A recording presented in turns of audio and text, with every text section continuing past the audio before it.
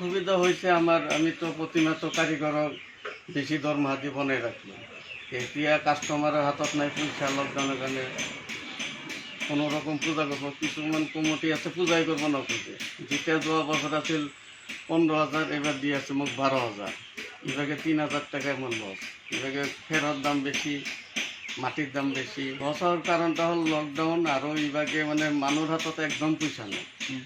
পয়সা না হওয়ার কারণে মানে পূজা একে মন্দিরে পূজা করবা লাগে, পূজাটা মানে করি আছে কোনো রকম, মানে পূজাটা করি আছে। সরকারে তো এটাও মানে কোনো কমিটিকে অলপ ধ্যান দেওয়া নাই, আমাকেও তো একো সুবিধা দেওয়া নাই।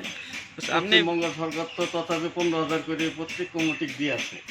আমার আসাম সরকারে এটা কমিটিকেও মানে এনে কোনো ডোনেশনও দিয়ে নেই, একো করা নেই। 33 বছরের সরকারের উপরে আজগুলো কি কোনো আমার বোধহয় তোর খাতার নামে নাই।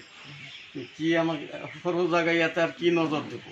ডাঙার গুয়াহাটি বা ডাঙার জায়গাত শিল্পী মানুষ পাই আছে, কলাকারে এগুলা পাই আছে। এই যে লকডাউনত বহুতে পয়সা পাইছে, ঢুলিয়া পাটি পাল, তাৰপিছত পেণ্ডেল পাইছে। আমি শিল্পী মানুহ পাওয়া নাই।